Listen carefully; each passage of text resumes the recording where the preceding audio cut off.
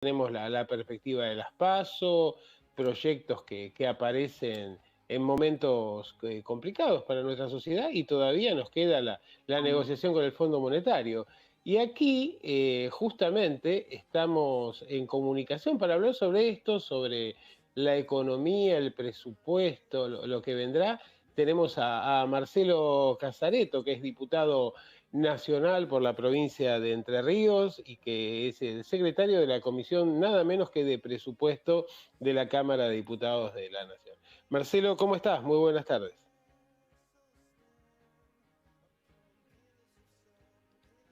Creo No te que tenés el escucho, estás celular muteado, me apagado, parece. Marcelo. Estás moteado. Dije el No, no, celular, no, es el no. micrófono. Seguimos moteados. A ver, hacerlo callar a Marcelo es difícil, pero bueno, lo ha logrado la tecnología. ¿Qué tal, Marcelo? Ahora sí, ¿cómo estás? ¿Cómo le va? ¿Qué tal? Un saludo acá de Entre Ríos. Bueno, muy bien. Bueno, empecemos por algo sencillo y suave, ¿no? Se envió, el Ministerio de Economía envió la ley de presupuesto, ha habido una serie de cuestionamientos. ¿Cómo ves que va a venir este tema y si el presupuesto va a pasar sin más o si tenemos que esperar para algún tiempito y mucho debate? Bueno, nosotros como Frente de Todos somos parte del gobierno, así que queremos que nuestro gobierno tenga una ley de presupuesto. Por supuesto, nosotros siempre apoyamos lo que estamos de acuerdo, pero al mismo tiempo vamos enriqueciendo la visión que tiene el Poder Ejecutivo con la representación política que tenemos en toda la Argentina. Así que habrás visto el presupuesto 2020, se trató de una modificación, le hicimos varios cambios. El Así es. presupuesto 2021 lo aprobamos también con varios cambios y seguramente este presupuesto 2022 lo analizaremos en profundidad y se le irán haciendo cambios, recomendaciones, sugerencias a lo que ha propuesto el Poder Ejecutivo, pero con la idea siempre de que la Argentina tenga una ley de presupuesto y no se repita lo que hizo la oposición, donde ya por 2010 no permitió que el gobierno de Cristina Kirchner tuviera una ley de presupuesto en ese año.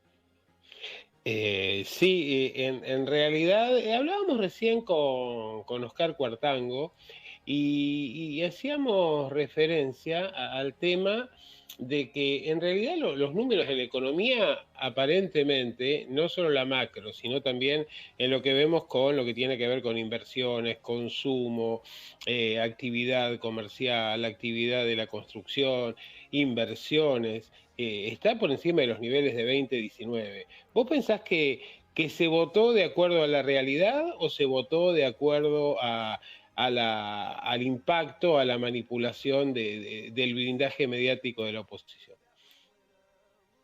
Mirá, yo estoy acá en Paraná, Entre Ríos. Miro a la derecha, se está construyendo un edificio. Hay decenas de obreros trabajando. Miro Ujú. acá a la izquierda, se está construyendo otro edificio.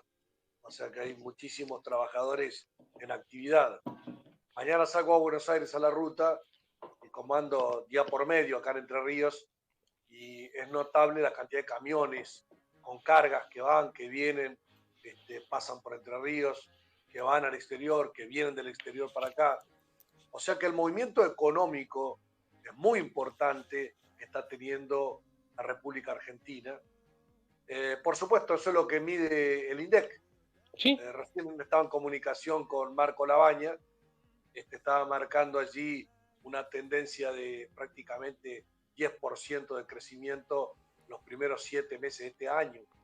O sea que si vos te vas al año pasado, el momento más duro de la pandemia, la economía cayó un 9,9%. Y se decía, la Argentina va a necesitar 4 o 5 años para recuperar los niveles de actividad. Eso no fue así. Y de hecho Ujú. ahora se está viendo que en un solo año se está recuperando ya el nivel de caída de la pandemia. Lo que pasa es que esto lo dijo en su momento Cecilia Todesca, también lo reprodujo Cristina Kirchner, estamos volviendo a 2019. Es Sí. un momento malo, es un momento que nosotros no queremos, pero es un lugar por donde tenemos que pasar en la recuperación. A la doble crisis del gobierno de Macri y de la pandemia, estamos recuperando parcialmente, lo que es una de esas crisis, nos falta la otra todavía. Entonces, yo me pongo en el lugar de un ciudadano común. Por allí, por 2015, había problemas y desafíos en la Argentina, pero claramente el gobierno de Macri perjudicó a todos los argentinos. Entonces ese joven dice, llevo esperando un año, dos, después le cae 4 años más de crisis y dice, otra vez, ¿cuándo me toca? Y cuando viene la expectativa y la esperanza al frente de todo, te cae la pandemia. Y entonces ese joven dice, ¿y cuándo me toca?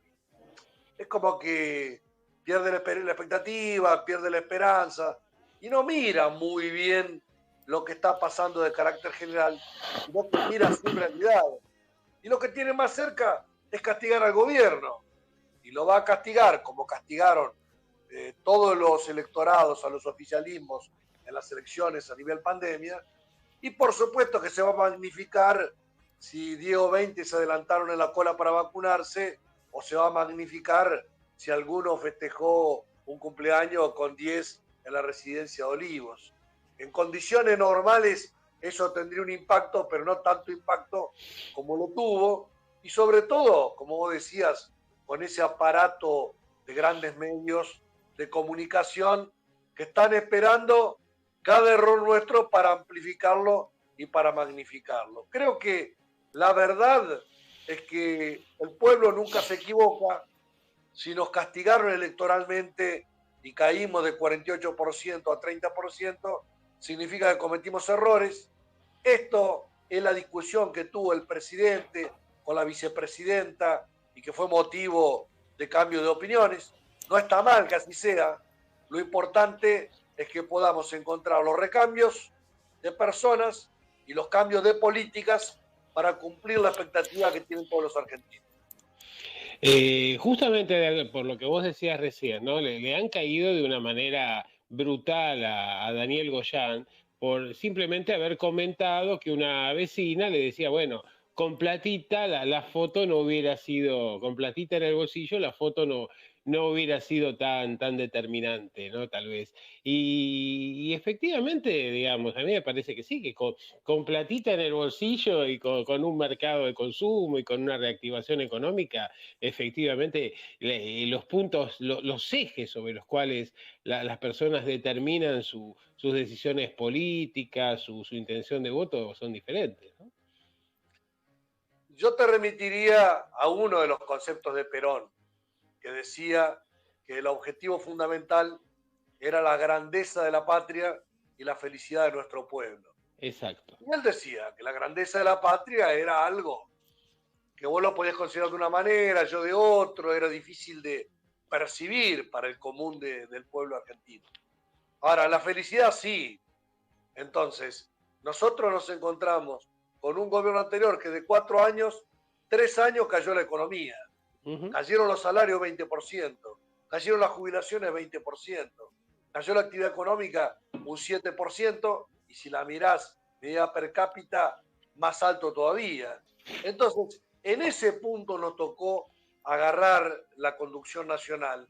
Y por eso, recuerda que se decía, vamos a encender la economía para que empiece a marchar, para que haya más actividad económica, más empleo y mejor condición de vida de las familias.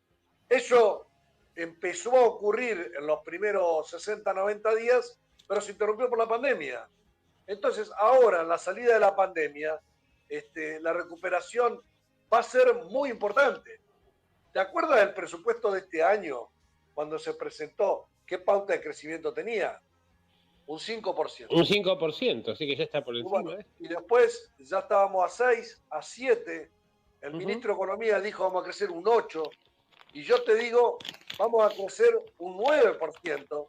Y si continúa esta liberación de actividades en estos 3 meses finales del año, podemos acercarnos a superar el 10% de crecimiento de la economía.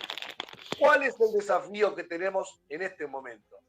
Conseguimos que la Argentina vuelva a crecer, pero tiene que crecer en forma homogénea en las distintas actividades económicas, tiene que crecer en forma homogénea en los distintos sectores sociales y tiene que crecer en forma homogénea a nivel territorial en toda la Argentina. Que para esto es importante el rol del Estado. No, bueno, que surja todo espontáneamente como quiera surgir, sino que nosotros tenemos que intervenir para que sea crecimiento económico con justicia social. Sí, y justamente respecto de esto, ¿no? De esta homogeneidad de crecimiento, hace poco vos estuviste participando de una serie de anuncios y inauguraciones de obras muy importantes para la provincia, y ahora con los cambios en el gabinete se advierte una presencia mucho más marcada de los gobernadores, de los intendentes en el diseño de las políticas de Estado. Y yo creo que esto va a resultar sumamente beneficioso, ¿no? En términos de esta recuperación que vos hablabas. Claro, el sector agropecuario ha tenido una situación favorable aún en la pandemia. Ujú. La demanda mundial de alimentos benefició a la Argentina y la demanda mundial aumentó los precios. Por eso habrás visto que crecen Sí. las exportaciones y que crecen los precios. Entonces, en este momento, lo que vos ves como movimiento económico en la ruta tiene que ver con récord de vehículos vendidos en la industria automotriz, camionetas, cosechadoras, sembradoras. Ahora, yo te pregunto, si vos mirás el voto rural, ¿fue favorable o contrario al gobierno? No, fue contrario, sin duda. Fue Siempre fue el contrario. conflicto ahí. Ahí Perfecto. siempre hubo un Entonces, conflicto. fíjate vos la contradicción, porque nosotros estamos hablando de que como hay sectores con problemas, por eso no nos fue bien electoralmente. Y un sector que le va bien, no nos va bien electoralmente. Entonces, acá hubo muchos factores. Por allí alguien dijo, siempre fue así. No sé si siempre fue así. No, Muchas veces siempre fue con así. este gobierno, digo, En Marcelo, el ¿cómo caso estás? nuestro, acá en Entre Ríos, para que ustedes referencien, Echeverre de Paraná Sí. fue presidente de la Ujú. Rural acá, presidente de la Rural Nacional y ministro de Macri. El señor De Angeli fue referente de la Federación Agraria acá, nacional, y ahora es senador nacional también de Cambiemos, junto por el cambio. O Chemes, que es el presidente de la CRA a nivel nacional, también es de acá y fue diputado nacional del radicalismo. Entonces, hay un activismo de parte de ciertos dirigentes agropecuarios muy antiperonista. O sea, se tomen las medidas que se tomen. Y por ahí se tomaron algunas decisiones que a veces están bien encaminadas, a veces no tanto, pero que impactaron mucho acá, en esta zona, me refiero a Entre Ríos, Santa Fe y Córdoba. Por ejemplo, todo lo que fue la movida de Vicentín, que en definitiva quedó en un anuncio que no se concretó, yo en ese día estuve en 3 ciudades de Entre Ríos y había movilizaciones en las 3 ciudades de Entre Ríos en contra del gobierno por ese tema, que finalmente no se concretó. Por eso lo llevó una virulencia muy grande en contra del gobierno. Lo mismo lo que fue el episodio en relación a la regulación de las carnes, en cuanto a la posibilidad de exportar, los cupos para el mercado interno y demás. De la misma manera, hubo una cuestión muy fuerte. En este momento creo que está el gobernador ahí en Buenos Aires con el jefe de gabinete, con el ministro Efectivamente, de sí. Agricultura, hablando acerca de una mayor apertura parcial de las exportaciones, porque eso tiene que ver con la ganadería de la zona, con las plantas frigoríficas, con el empleo. Si el problema se remitiera a los dueños de algún frigorífico o de algunos animales, no sería tanto, pero el tema es que eso tiene un gran impacto en esta región pampeana. Entonces, por eso creo que nosotros tenemos que ir controlando cuál es el desarrollo económico, permitiendo la integración de la sociedad y estar atento a esto, porque a veces algún dirigente político de Gran Buenos Aires toma medidas acerca de estos temas sin preguntarle a los entrerrianos, a los santafesinos, a los cordobeses, y después te pregunta, dice, ¿cómo le fue en las elecciones? ¿Por qué le fue así en las elecciones? Y porque tal vez no preguntaste cuando tenías que tomar medidas en relación con las economías regionales importantes, y esto le dio pie para que los que no nos quieren desde siempre tengan herramientas para ir en contra de nosotros. Marcelo, vos Bueno, que pero perdón. no hay que olvidar que, a ver, avalando o fortaleciendo más lo que vos decís, las retenciones actuales las puso Macri, no fue este gobierno, ¿no es cierto? en realidad los niveles de rendimiento y de beneficio que tiene el campo con los gobiernos, ya fuera el Frente de la Victoria o con el gobierno actual, han sido muy superiores a las que ha tenido durante la etapa en la que gobernaban aquellos a los cuales le tributan su voto, ¿no? Y uno se pregunta si este es un voto ideológico, si se están disparando en los pies, si hasta dónde puede llegar la irracionalidad traducida en comportamientos políticos. En parte es una identidad política de algunos dirigentes que integran la mesa de enlace. En parte es eso. Pero en parte también tiene que ver con que cuando se toma la medida a veces a nivel nacional, no se tiene la sintonía fina de hablar con los que estamos en el lugar. Y a veces nos enteramos por el boletín oficial de alguna medida que se toman y no nos preguntaron. Pero aquí tenemos, ¿cómo interpretas, qué te parece la designación de Julián Domínguez en el Ministerio de Agricultura, por ejemplo?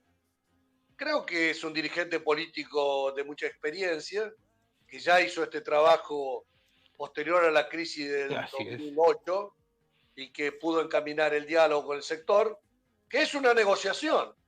Cuando vos te vas a sentar con la UIA y tenés que negociar y tenés que acordar cosas y tenés que pelearte, el asunto no es no sentarse a la mesa, sino cuando vos te sentás a la mesa, si vos representás el interés del pueblo o el interés de los sectores concentrados.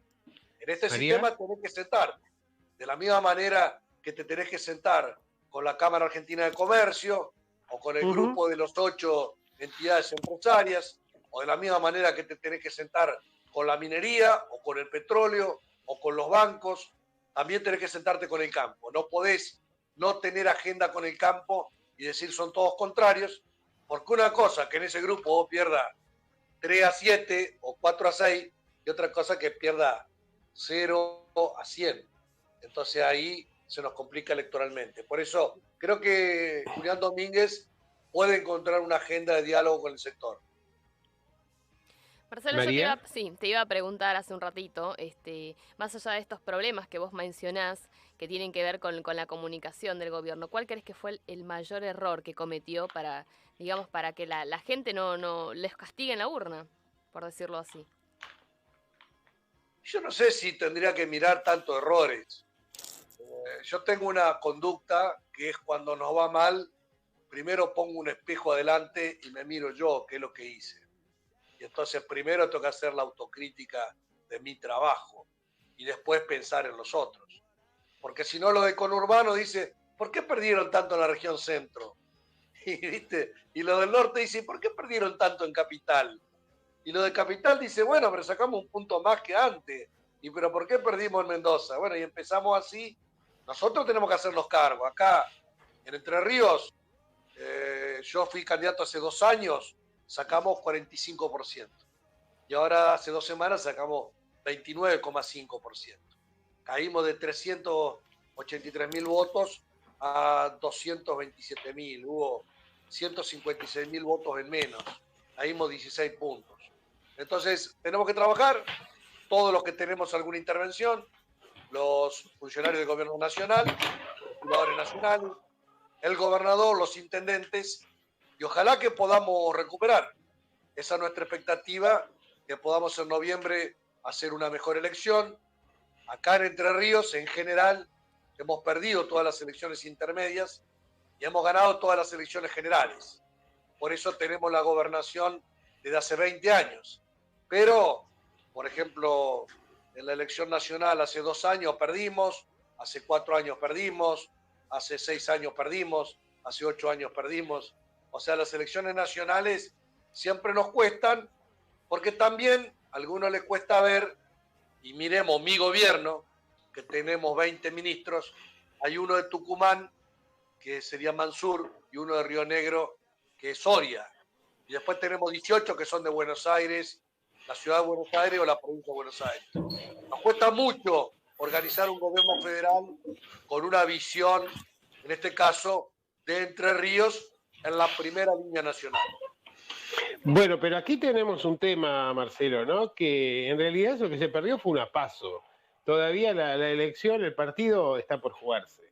Y me parece que hay un dato interesante que vos marcás, ¿no? Que es que en las elecciones intermedias hay un voto generalmente crítico que aquí se ha grabado en todo el mundo de castigo a los gobiernos, pero más bien de castigo a la pandemia en sí, ¿no? Y a las consecuencias que tuvo.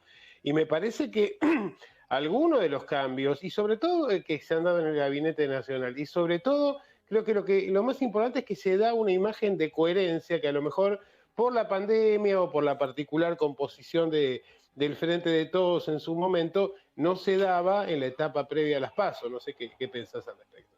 Sí, sí. Vos fíjate, yo te hago un comentario. Viste que la Argentina es diversa, ¿no? Y hace 2 domingos hubo elecciones, pero que tuvieron componentes diferentes.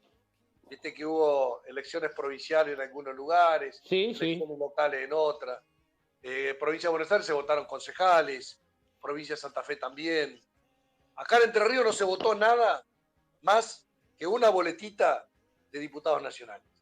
Uh-huh. Que en general votamos 5 y son o 3 y 2 o 2 y 3, normalmente. Mira, Marcelo, aquí de María es de la provincia de Misiones originaria y vemos un resultado, ¿no? Muy interesante, que es que en la mayoría de las elecciones el voto o el desempeño de Juntos por el Cambio no fue bueno a excepción de las provincias donde ya gobernaba. Sin embargo, hay una diferencia entre el voto en esas mismas provincias en la elección provincial que respecto a la elección nacional. Claro, pero por ejemplo yo te comento una referencia. La elección de 2019 no fue una elección, acá hubo 4 elecciones. Uh-huh. En abril, pasos provinciales. En junio, generales provinciales. En agosto, pasos nacionales. En octubre, la elección general. Y hubiera podido haber en noviembre, sería segunda vuelta. Entonces, acá, en las 4 elecciones, hubo 4 resultados diferentes. Mira. No hay un caudal cautivo, en el sentido de decir, mirá, nosotros tenemos tantos votos, sacamos tal porcentaje. Cada partido empieza de cero prácticamente. El voto camiseta, que vota peronismo, cambiemos lo que sea, es cada vez menor. Así es. Pero vamos a un caso, por ejemplo, acá en Paraná.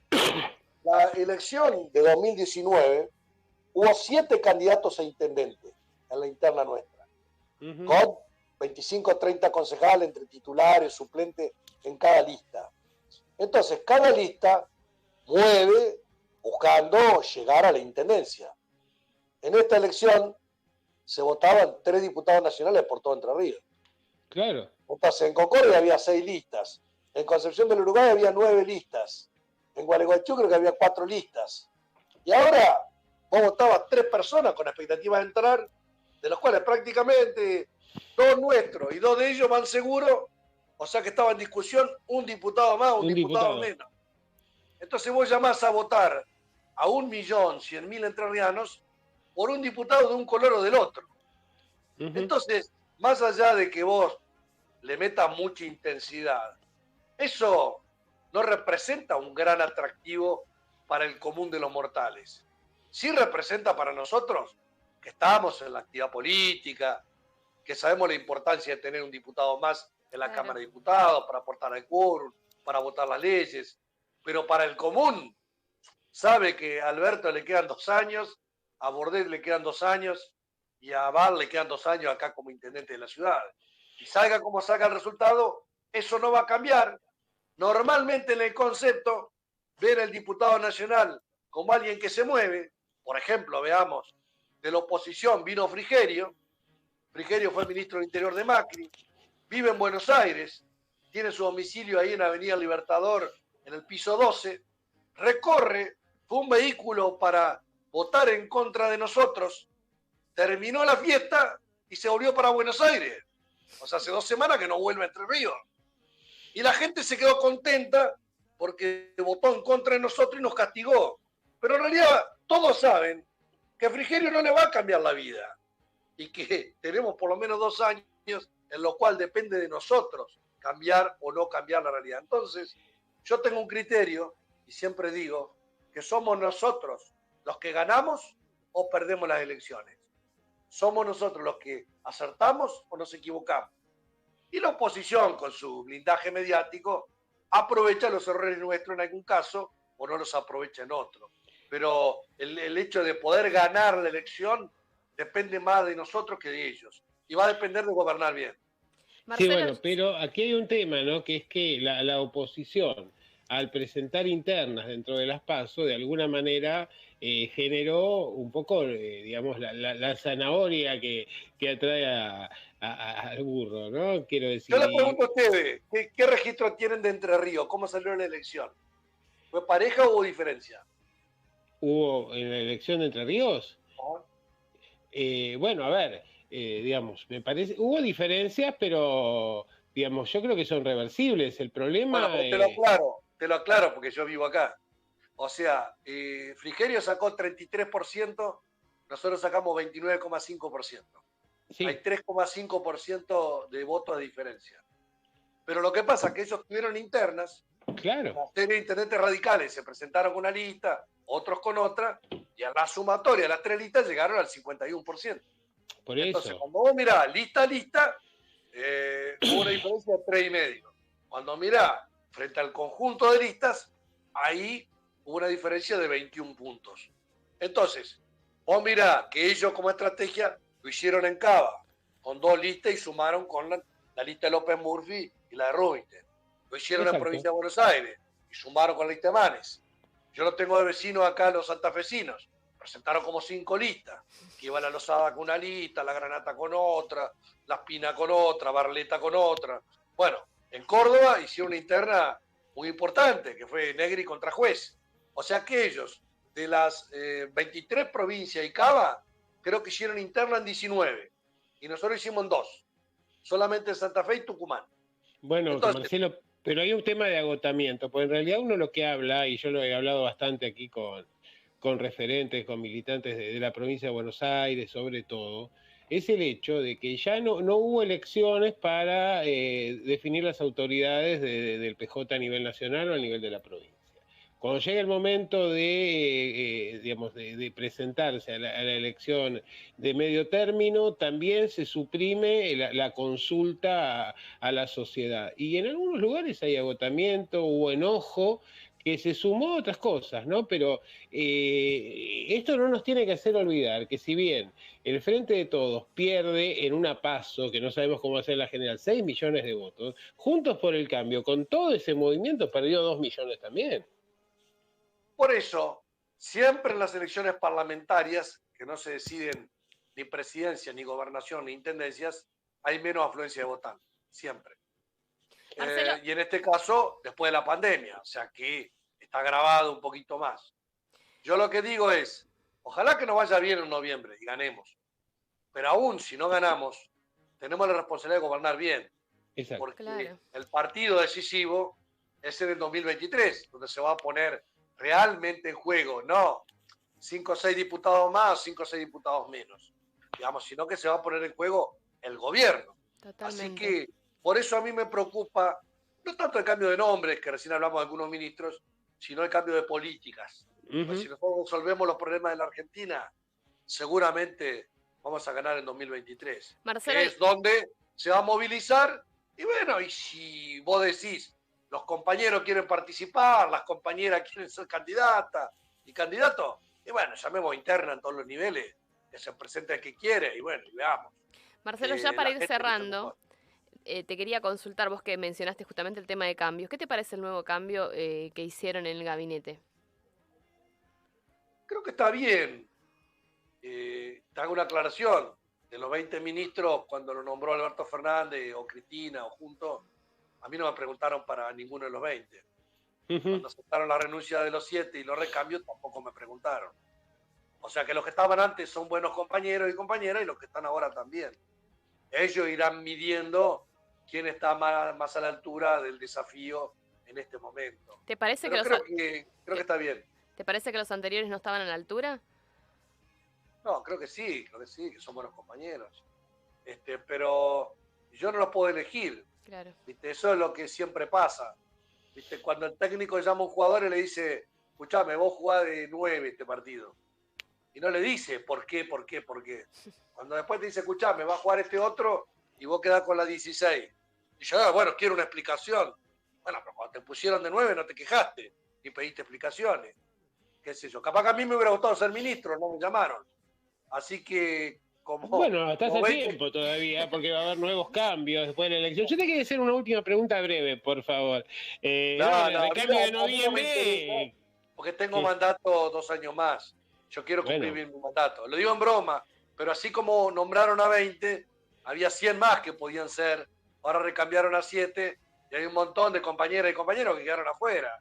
Entonces, nadie se tiene que enojar. Vi que por ahí Trota andaba medio enojado. Bueno, Trota, tuviste 2 años de ministro. Agradecerle sí. a los compañeros. Y así lo desempeñaste, esto lo dije yo. Pero bueno, una pregunta de cierre nada más, pero breve. ¿Va a haber acuerdo con el Fondo Monetario, pensás? ¿O esto quedará o postergado hacia más adelante? Yo creo que tiene que haber, Ujú, porque vencen 18.000 millones de dólares de deuda el año que viene. sí. No lo podemos pagar. O sea, el no pagar significaría caer en default con las otras naciones de la Tierra, Ujú. con Estados Unidos, Alemania, Francia, España, Italia. Entonces vamos a pedirles a ellos refinanciar Club de París, después vamos a ellos a pedirle refinanciar la deuda con el fondo. Entonces no podemos no pagar unilateralmente, tenemos que ir a un acuerdo. Lo que pasa es que ese acuerdo, ¿sobre qué base se hace? Claro, Sobre la base de una política de ajuste, imposible. O sea, eso no es tolerable. Sobre la base de postergar los vencimientos y bajar las tasas y no aceptar condicionamientos, yo estoy de acuerdo. Por eso, lo que votamos una ley el año pasado fue para que todos los acuerdos con el Fondo Monetario de endeudamiento pasen por el Congreso. Vamos a discutirlo, seguramente. Pasada la elección, hay una instancia, creo que hasta febrero o marzo, que es el siguiente vencimiento, donde se van a discutir los términos y condiciones. Pero siempre hay que hacerlo sentándose a la mesa con los poderosos a defender a los más humildes. Marcelo, te agradecemos muchísimo la comunicación para con nosotros. Tenemos que lamentablemente cerrar porque ya nos quedamos con poco tiempo. Y bueno, esperemos que más adelante podamos contactarnos y nos puedas contar cuáles son las buenas nuevas en Entre Ríos. Bueno, Alberto lo estoy viendo en la imagen. A vos estoy viendo el logo de Muy la de radio. lejas. No, no, me ves de lejos. No, no me ve, me Bueno, dice, ok, no me ve, me no, dice. no te ve, yo tampoco. No, bueno, yo me estoy viendo acá a un costadito, por eso decía, me sacaron, me sacaron Lo de hicimos escena. por protección de la compañera, porque si la ves vas a venir corriendo para aquí rápido. está prohibido, está prohibido. Bueno, un gusto. Saludos para Gracias, ustedes. gracias. Un gusto, Marcelo. Iba confiado el